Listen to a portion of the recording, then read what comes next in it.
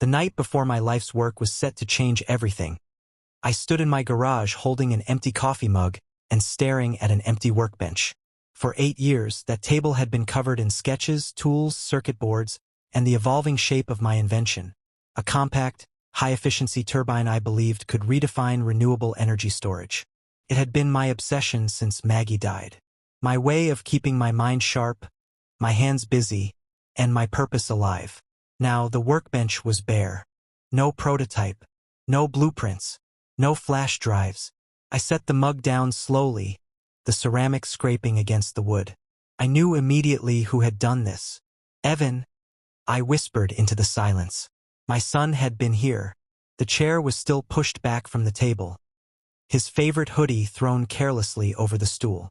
The smell of his cologne lingered, sharp, synthetic, out of place in a room that usually smelled of oil and solder. I walked to the locked cabinet where I kept backups. The lock hung open. Inside, nothing. The air felt heavier. Not with confusion, with certainty. I went inside and opened my laptop. The security cameras I'd installed last year had been disabled. Power cut cleanly, wires stripped. Whoever did this knew exactly how to avoid leaving a trace. An email notification popped up in the corner of my screen. It was from Evan. The subject line was short. I clicked. Dad, I'm sorry. This is bigger than you. I found people who can get this to market fast, real money, real reach. I'm going to be recognized for what I've worked on. You'll understand someday. My hands tightened on the mouse until my knuckles whitened. What you've worked on. He'd never spent more than a few afternoons in this garage, mostly scrolling on his phone while I soldered or calibrated. His help had been holding a flashlight or passing me tools when I asked. But he'd listened just enough to pitch my idea to someone with money. I shut the laptop and stared at the wall. 8 years of trial, error, and breakthroughs. Every late night. Every part ordered on credit when I was sure the design would work this time. The prototype I'd finally perfected, scheduled to present tomorrow to a panel of angel investors I'd waited months to meet. Gone. The mug on the bench was still warm. He hadn't stolen this from some dusty shelf. He'd taken it hours ago. Which meant he was already in motion. Deals were being made. My name was being erased. I stood there until the shadows lengthened, until the garage was swallowed by night. Then I turned off the light, locked the door, and went inside. I didn't shout. I didn't call him. I didn't tell anyone. Instead, I poured myself a fresh cup of coffee and sat at my desk. If Evan wanted to play this game, he had no idea how far ahead I could think when I had a reason. I didn't sleep that night. I sat in my study with the lamp casting a circle of light over the desk, staring at nothing. Every few minutes, my eyes would drift to the framed photo of Evan at his college graduation. Me in a suit I couldn't afford at the time, him in a cap and gown, grinning like the world was already his. It had been my idea to push him toward engineering. You've got the mind for it? I told him when he was still in high school, when his curiosity about how things worked reminded me of my own as a boy. I never thought that encouragement would lead here. I pulled open the bottom drawer of the desk and took out the old accordion file I kept for important papers. Maggie used to joke it was my second brain. The first folder was labeled college, tuition, and living. 4 years at MIT paid in full. $216,000, not including the apartment rent, meal plans, and summer programs I covered. I remembered the extra hours I'd picked up consulting on projects I had no real passion for, just so the checks would clear. The next folder was first car. A used Civic I'd bought outright so he wouldn't start life in debt. $9,800 cash. He'd driven it for less than a year before deciding it wasn't a good fit for his image. There was a folder for the startup loan too. The $35,000 I gave him when he wanted to launch a design firm with 2 friends from school. You'll get it back with interest, Dad, he'd promised. The company dissolved in under 18 months. The money was never mentioned again. I set the files aside and leaned back in my chair, letting the memories come whether I wanted them or not. Nights in the garage when Evan was little, sitting on a high stool, swinging his legs while I explained how gears worked, why certain metals bent and others broke. He'd seemed fascinated back then, asking question after question. Maggie would bring cocoa, smiling at the two of us like we were building more than just machines. But somewhere along the way, the questions stopped being about how and started being about how much. How much could something sell for? How much would an investor pay? How much was my invention worth right now if someone fast-tracked it to production? I'd brushed those questions off as youthful impatience. Now I could see them for what they were, early drafts of the theft he'd just pulled. My phone sat on the desk, silent. No apology call. No explanation beyond the email. He wasn't worried I'd come after him. That much was clear. And why would he be? I was just the old man in the garage, tinkering away at something nobody in the real world cared about. At least that's what he thought. I reached for my leather notebook, the one with every iteration of the design sketched out in my own hand. The one he didn't know existed. If Evan thought he'd taken everything, he was wrong. I still had what mattered most. And now I had a reason to use it in ways he'd never see coming. By morning, my resolve was solid. I wasn't going to storm into his apartment or call the police. That would only give him the drama he could spin into his version of the story. Instead, I brewed a fresh pot of coffee and pulled the small metal file cabinet from under my workbench. At the very back was what I called my evidence drawer. Not because I'd ever planned to use it, but because I'd spent my life in engineering and habits of documentation die hard. The first folder I pulled out was labeled prototype photos. Every major change in the design had been photographed with a date stamp. Some were taken with Maggie holding the parts so I could get a scale reference. Others showed my own hands mid-assembly, soldering iron in view. Evan didn't appear in a single one. Next came material invoices, pages and pages of receipts from suppliers, most paid for with my personal credit card. Every serial number for every critical component was listed. Anyone who examined the turbine Evan now had would find those exact serial numbers inside. Then there was design iterations, CAD files, printed schematics, and hand-drawn diagrams. Each one signed and dated in the corner in black ink. My handwriting. My initials. I powered up my old desktop, the one not connected to the internet. From its hard drive, I backed up the original working files to a fresh USB drive and locked it in my desk. I also printed a few choice emails, exchanges with industry colleagues where I described the concept and received feedback, all dated over the past several years. By the time I was done, a neat stack of proof sat in front of me. A timeline of creation, materials purchased, development steps, and the physical evidence of my authorship.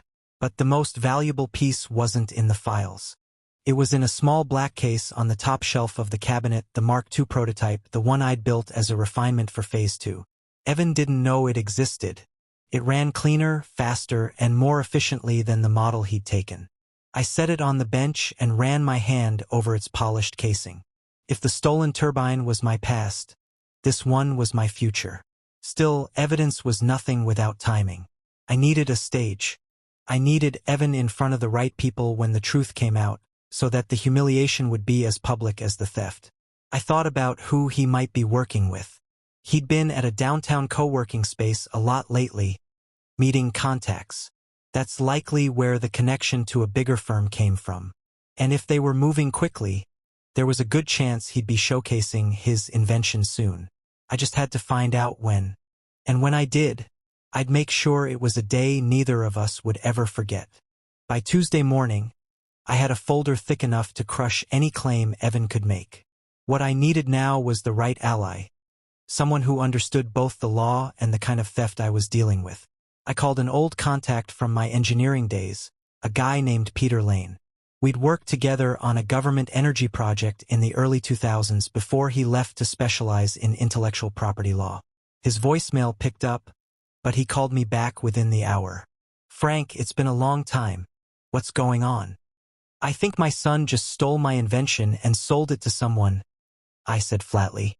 "I want to know what I can do about it, legally and otherwise." There was a long pause. "You better come in." Peter's office was on the 8th floor of a modest glass building downtown. No gold-plated logos, no corporate pretension. Just rows of law books, framed patents, and the quiet hum of people who knew how to win quietly. He listened as I laid everything out. The empty workbench, the disabled security cameras, the email, the missing prototype. When I finished, I slid the folder of proof across his desk. He flipped through the photographs, invoices, schematics, and email printouts. His expression didn't change, but the small nods told me he saw exactly what I was doing. "Frank, this is airtight," he finally said. "You have clear, dated documentation of your work going back years. If your son tries to claim this as his, we can file an infringement suit that will bury him, and anyone who tries to profit from it." "I'm guessing that's the slow route," I said. "It is. Lawsuits take months, sometimes years. But there's another option if you can tell me exactly when and where he's going public with it." That caught my attention. "What happens then?" "We file the patent paperwork in advance, and you walk in with proof before he finishes his pitch. The investors will drop him instantly to avoid liability. And if the media's there..." He gave a small shrug. "The court of public opinion moves a lot faster than the real one." That was exactly what I wanted, not just to stop him, but to stop him in front of the people whose approval he craved. I told Peter I'd find the date. He told me to call him the moment I had it. As I left his office, the plan was no longer just a vague idea. It was a timeline. And timelines are something I've always been very good at managing.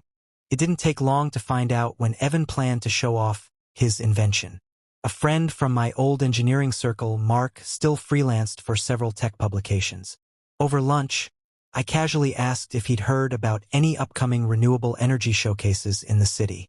"Actually," he said, scrolling through his phone, "there's a private investor demo next Friday at the Horizon Conference Center. Closed to the public, invite only. But..." He angled his screen toward me. "See that name? Evan Marlowe. Listed as a featured innovator." I forced my jaw to stay loose. "Interesting. Guess he's keeping busy." Mark kept talking about how impressive it was for someone so young to land a spot like that. I nodded in all the right places, but inside, the pieces were snapping together. This was it. The stage. The audience. The perfect moment. When I got home, I called Peter. "Next Friday. Horizon Conference Center. Investor demo." "Got it," he said. "We'll have the patent paperwork filed and timestamped by Wednesday. Bring your full documentation and that second prototype you mentioned. You're going to want them to see it run." That night, I took the Mark II prototype from its case. I cleaned every surface until it gleamed, calibrated the sensors, and ran a full test cycle. Purred like a dream, smoother than any earlier version. I imagined Evan standing in that conference room, basking in polite applause, just seconds before realizing I was there. Before realizing that every handshake, every business card, every potential deal was about to turn to dust in his hands. But this wasn't about theatrics. It was about making sure there was no recovery for him in this arena. Once word spread that he'd stolen intellectual property, from his own father, no less, his name would be radioactive in the industry. The next few days passed in a calm, deliberate rhythm. Each morning I reviewed my files, rehearsed my short statement, and checked my equipment. Each evening I thought about Maggie and what she would have said. She'd always been softer than me, more forgiving. But I also remembered her warning years ago when Evan was still in school. Don't give him so much that he forgets to be grateful. He'd forgotten. Now he would remember. By Thursday night, everything was packed in a slim black case: the documents, the photos, the invoices, the patent application copy, and the Mark II prototype. The rest was just waiting. Friday morning, the city was washed in pale winter light. I arrived at the Horizon Conference Center an hour before the investor demo began. The place smelled faintly of polished wood and strong coffee, the hum of early conversations echoing through the glass atrium. Peter was already there, leaning casually against the registration desk, a slim leather folder under his arm. "Everything's in order," he murmured as we walked toward the main hall. "Patent is officially filed, timestamped 2 days ago. The moment he presents, we can make our move." The main conference room was dressed for prestige. White linen tables, discreet floral arrangements, and a small stage at the front flanked by twin projection screens. Rows of suited investors milled about, greeting each other with restrained handshakes. I spotted Evan near the side of the room, standing with a cluster of men and women in dark suits. He was in a tailored jacket I'd never seen before, hair slicked back, smiling like he belonged there. He didn't notice me. Not yet. On a table beside him sat the stolen prototype, displayed like a museum piece. I could see the subtle imperfections, the minor calibration issues I hadn't fixed yet. It looked impressive enough to someone who didn't know better. But I knew. A woman in a sharp red blazer tapped the microphone. "Ladies and gentlemen, please take your seats. We'll begin shortly." Peter and I sat near the back, angled so we could see both the stage and the crowd. I felt no rush of adrenaline, no shaky hands. This was the calm of a man who'd spent his life building things carefully, knowing each step had to be solid before moving to the next. As the first presenters took the stage, my focus stayed on Evan. He laughed at something one of the investors said, gestured toward the prototype, and nodded like a man already counting the zeros in his future bank account. When his name was finally announced, "Please welcome Evan Marlowe, founder and lead innovator." The applause was polite but expectant. He walked to the podium, shoulders squared, face lit by the stage lights. "Thank you," he began smoothly. "Today I'm proud to share with you a breakthrough in renewable energy storage." I listened, noting every word he borrowed directly from my own presentation notes. He spoke with the confidence of someone who believed the stage was entirely his. It wouldn't be for long. Peter leaned toward me, his voice low. "On your mark, Frank." I waited, letting Evan's pitch build. The trap was set. Evan was in the middle of explaining the projected efficiency gains when I stood. I walked down the center aisle, my black case in one hand, the other resting lightly at my side. Conversations hushed as people noticed I wasn't part of the staff. Evan's voice faltered for half a second before he forced a smile. "Dad?" he said into the microphone, the word landing awkwardly in the polished silence. "Folks, this is my father, the man who inspired me to." I stopped beside the table holding the stolen prototype. "Inspired." My voice carried across the room, steady and unhurried. "Is that what we're calling it now?" A ripple of confusion moved through the audience. Peter was already at the edge of the stage, his folder in hand. "Ladies and gentlemen," I said, turning toward the investors, "my name is Frank Marlowe. I am the sole inventor and patent holder of the device you see here. I have full documentation proving its creation, down to the purchase orders for every part inside it." Evan's face drained of color. "This isn't." I set the black case on the table, flipped it open, and lifted out the Mark II prototype. Sleeker, quieter. The hum of its rotor filled the room with a sound that spoke louder than any sales pitch. "This," I continued, "is the refined model. I built it alone, in my own shop with no input from anyone in this room, including my son. The patent was filed 2 days ago." I nodded toward Peter, who held up the stamped paperwork. Murmurs broke out among the investors. One of the men Evan had been talking to earlier leaned away from him, already pulling out his phone. Peter's voice was calm but firm. "Any further representation of this device as the work of Mr. Evan Marlowe constitutes willful infringement. Legal action will be immediate and uncompromising." Evan stepped forward, his smile gone, hands slightly raised as if he could physically hold the moment together. "We can sort this out privately." "No," I said. "You wanted recognition, Evan. Here it is. Everyone here now knows the truth. And so will anyone they talk to after today." For a long, heavy second, we just stared at each other, the silence filled with the quiet spin of the Mark II's rotor. Then I closed the case, turned, and walked back up the aisle. I didn't need to see his face to know it was over. By the time I reached the parking lot, my phone was buzzing. It wasn't Evan, it was Mark, my friend from the engineering circle. "Frank, what the hell happened in there? My editor just texted me. Half the investors are already on the phone to each other.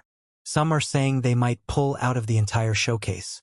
I told him it was exactly what it looked like. No more, no less. He whistled low.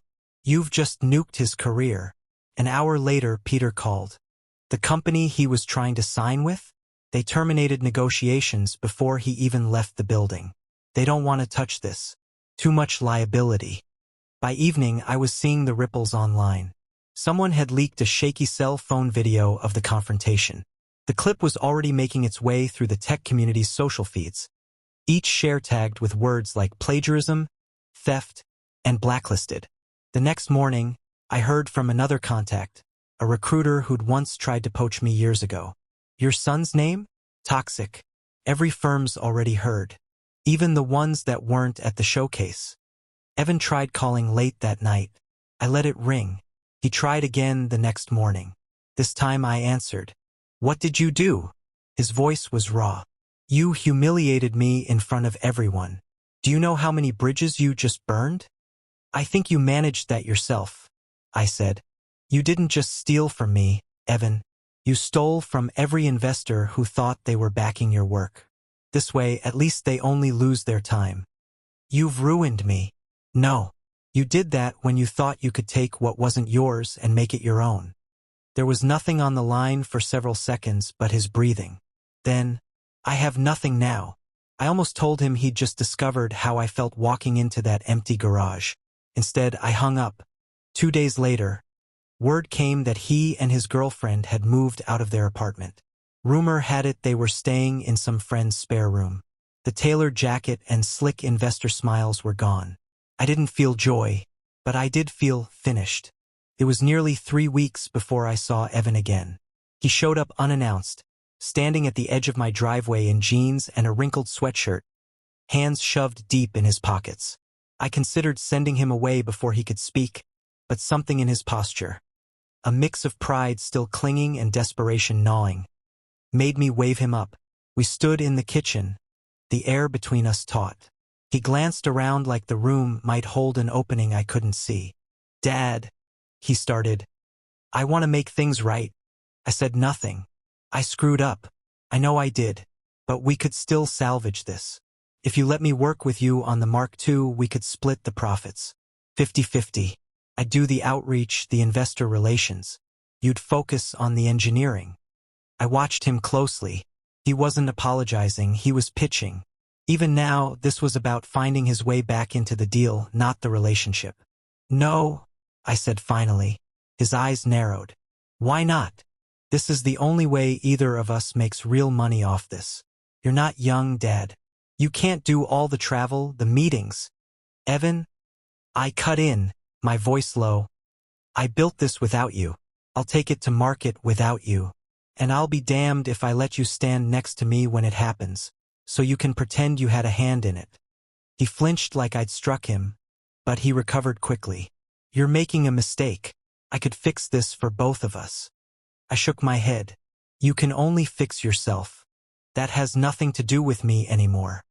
For a moment, I thought he might lash out, but instead he looked away, jaw working. Then he turned for the door. At the threshold, he stopped. You'll regret this, he said, not meeting my eyes. I let the silence answer him. When the door closed behind him, I exhaled slowly. That was the last attempt he was going to get. 2 months after the Horizon Conference Center, the Mark II turbine was no longer just a prototype. I'd signed an exclusive licensing deal with a European firm that had been chasing renewable breakthroughs for years. They'd flown me out to Geneva, toured me through their research facility, and promised me 2 things Evan never had: respect and transparency. The first royalty payment hit my account in early spring. It was more than I'd earned in the last decade combined. But the money wasn't the point, it was the contract in black and white with Frank Marlowe listed as the sole inventor and patent holder. That name would appear on every unit they manufactured, every conference presentation, every research paper. My name, not his. I moved my workshop into a larger space on the edge of town, a place with tall windows and room for future projects. The old garage at home became just that again. A garage. No more late-night soldering sessions, no more fear of who might walk in and take what I'd built. Evan never called again. I heard through Mark that he'd taken contract work outside the industry, something to do with logistics. No one in the engineering or tech circles would touch him. The bridge was gone. One evening, I found myself on the porch with a glass of Maggie's favorite wine. watching the sun set in colors so sharp they felt almost engineered. For the first time in years, I didn't feel the itch to be somewhere else, to be doing something more. I thought about the empty workbench that started it all.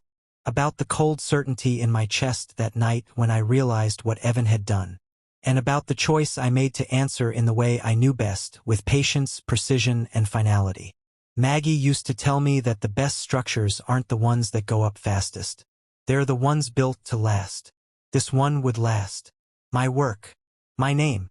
My terms.